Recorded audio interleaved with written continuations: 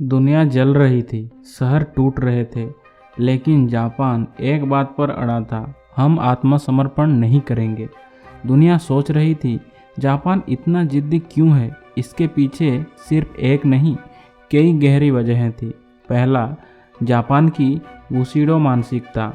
Japan की सेना एक सिद्धांत पर चलती थी, मर जाना स्वीकार है, हार स्वीकार नहीं। समुराई संस्कृति में आत्मसमर्पण को कायरता माना जाता था।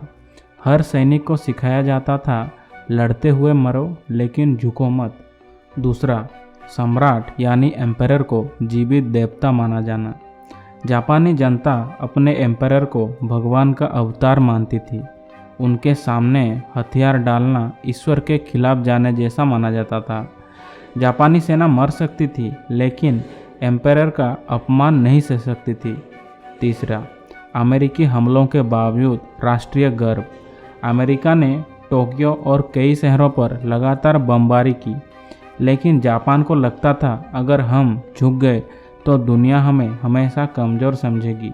राष्ट्रीय गर्व जापान को हार मानने नहीं दे रहा था।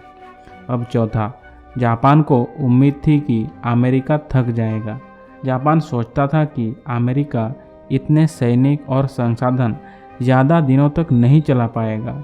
उन्हें उम्मीद थी कि अमेरिका किसी समझौते के लिए मजबूर होगा। पांचवा, डर सोवियत संघ का। जापान जानता था कि अगर वो आत्मसमर्पण करेगा और सोवियत संघ हमला कर देगा तो जापान दो टुकड़ों में बंट सकता है। इसीलिए वो आखिरी दम तक लड़ते रहना चाहता था। जापान का आत्मसमर्पण ना करना जिद नहीं था, ये उनकी संस्कृति, उनके गर्व और उनके सम्राट के प्रति अटूट निष्ठा का परिणाम था। उन्हें लगता था हारना मौत से भी बदतर है, और इसी सोच ने दुनिया को इतिहास का सबसे विनाशकारी अंत दिया।